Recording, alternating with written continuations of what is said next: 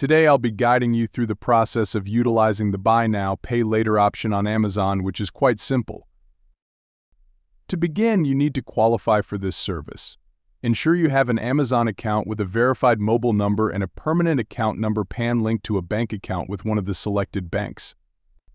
Additionally, you'll need one of the officially valid documents, such as a driving license, voter ID, or Aadhaar for verification purposes.